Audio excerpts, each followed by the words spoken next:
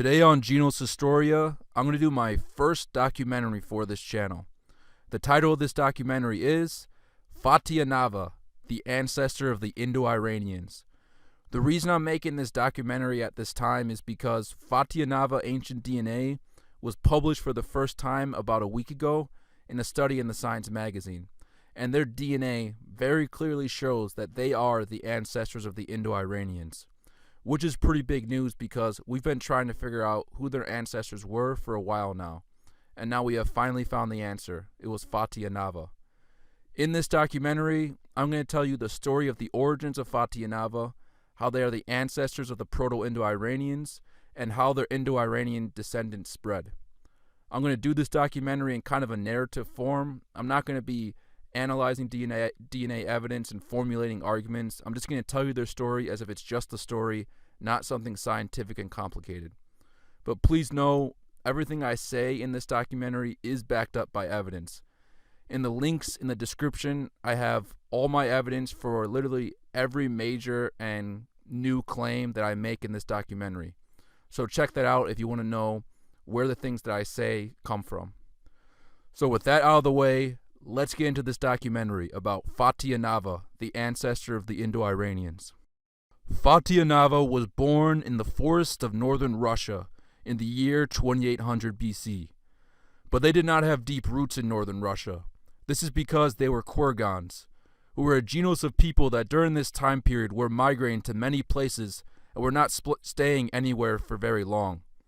Fatyanovo's ancestors had only recently arrived in northern Russia from a place to the west, and shortly before that their ancestors came from a place to the southeast, a place that was the original homeland of Kurgans. Keeping with this tradition of always being on the move, Fatyanovo's descendants would not stay in northern Russia for very long. Soon their descendants would leave northern Russia by migrating east, and then further east, and then south and further south, to Kazakhstan and India and Tehran and other places in Asia. They covered all of Central and Southern Asia.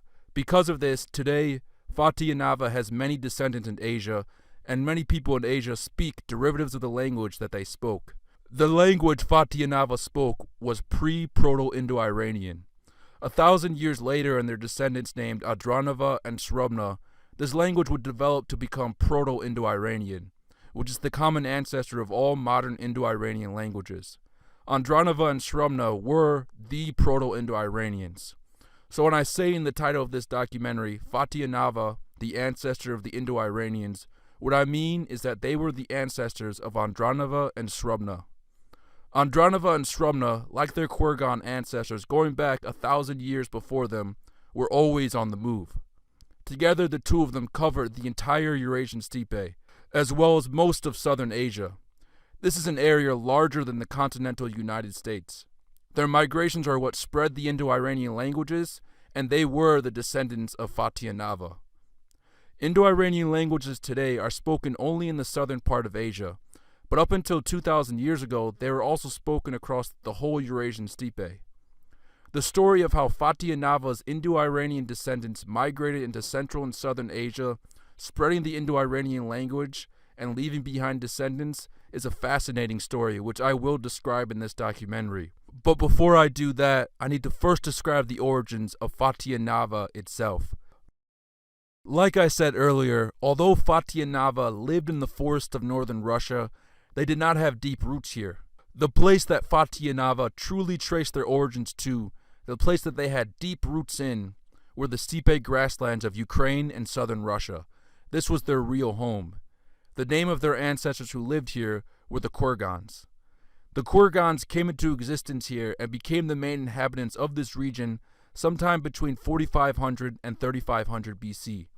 We don't know exactly when, due to a lack of relevant ancient DNA evidence, but we do know it was somewhere in that time interval. The Kurgans were animal herders who did little to no farming. They also did not live permanently in one place for long, and they were very capable of packing up their things and moving somewhere else. The steppe grassland they lived in was suited for this way of life. Their name Kurgan comes from the name of their signature burial, which is called a Kurgan burial. Kurgan burials were normal burials except for the fact they placed man-made mounds on top of them. The language of the Kurgans was Proto-Indo-European. It is ancestral to the language of Fatyanovo, and therefore ancestral to the Indo Iranian languages. But it is also ancestral to many other languages, including almost all of the languages spoken in Europe today. And in the same way, Fatyanovo is not the only descendant of Kurgans.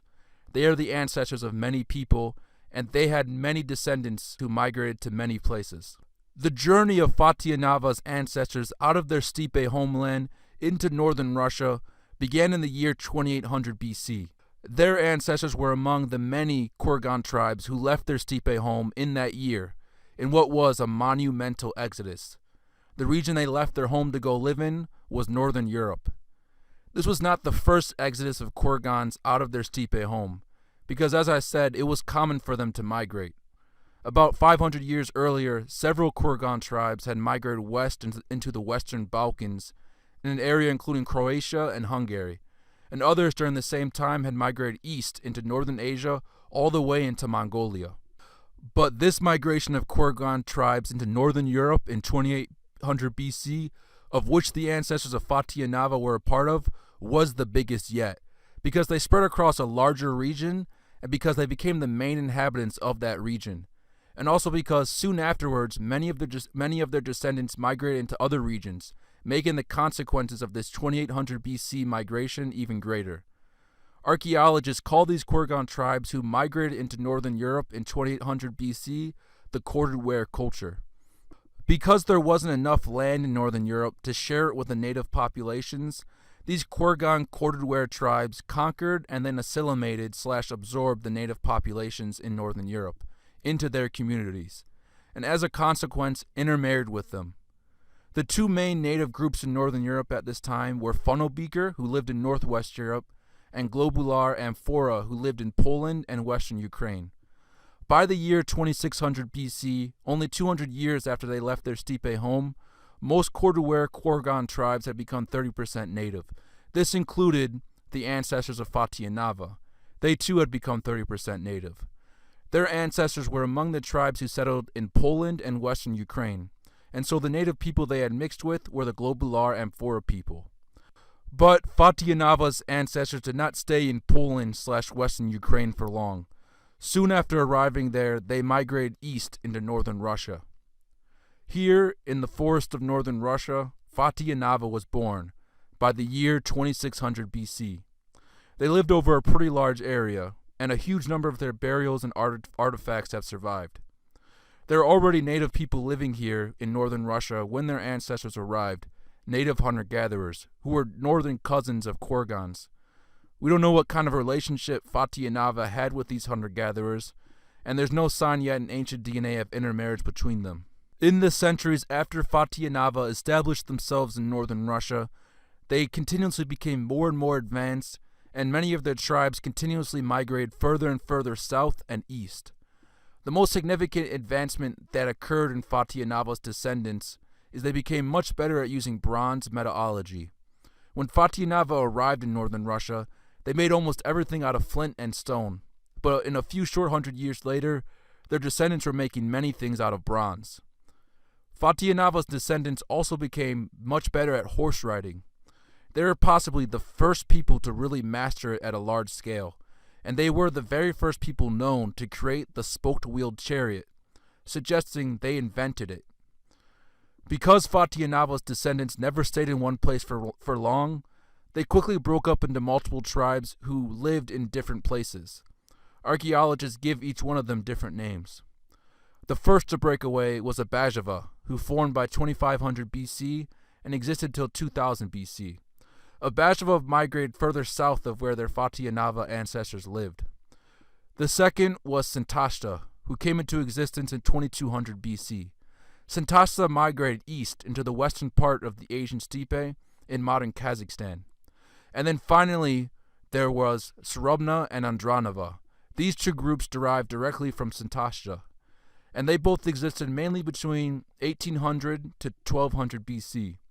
In them, the language of their Fatyanovo ancestors developed to become Proto-Indo Iranian. They were the Proto-Indo Iranians, and they were the direct descendants of Fatyanovo. keeping consistent with the Kurgan tradition of migrating across large areas, like when 1,000 years earlier they had taken over the entire northern half of Europe. Surabna and Andronova took over the entire Eurasian steppe. Their expansion across the entire Eurasian steppe was the first expansion of the Indo Iranian languages.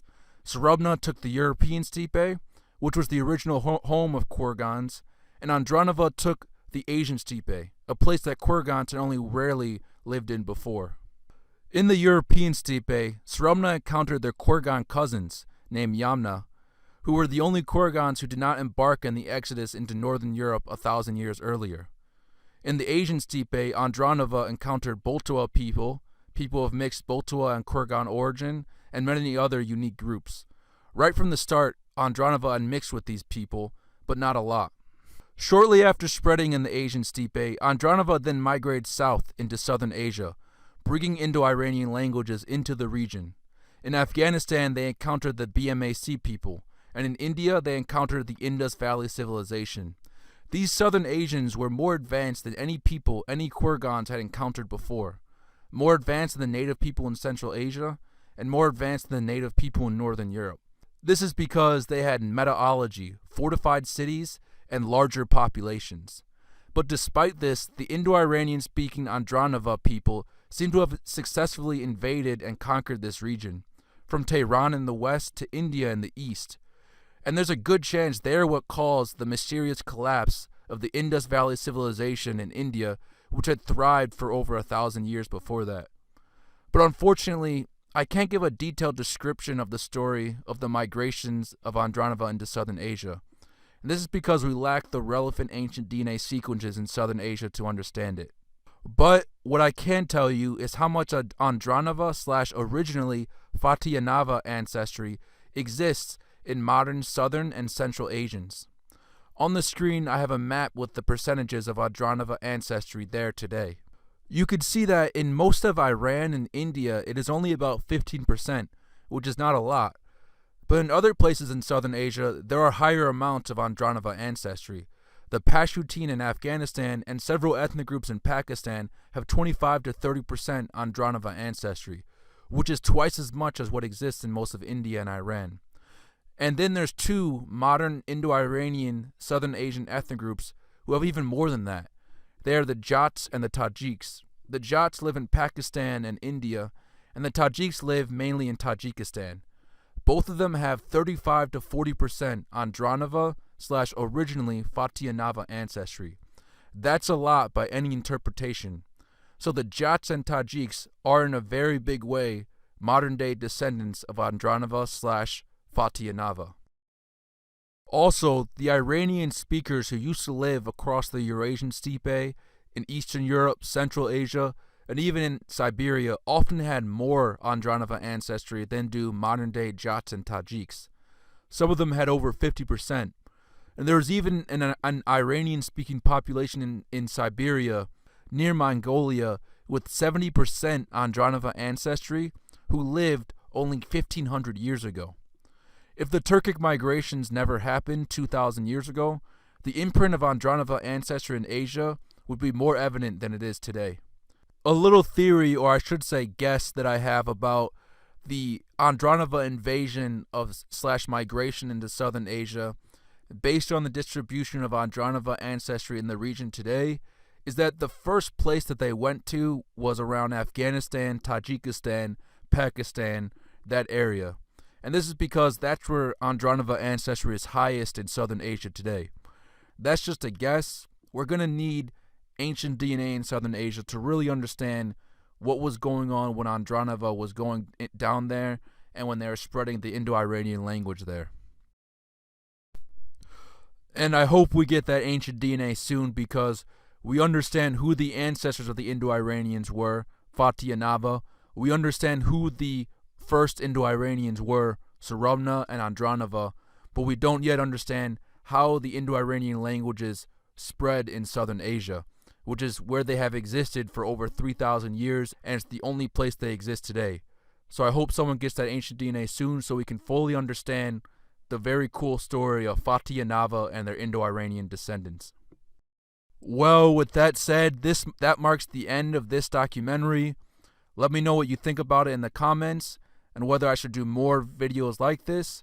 I do plan on making more videos like this where I just tell you what the DNA shows instead of trying to explain all the evidence and all the arguments. I feel like this is a much better way to communicate it to you.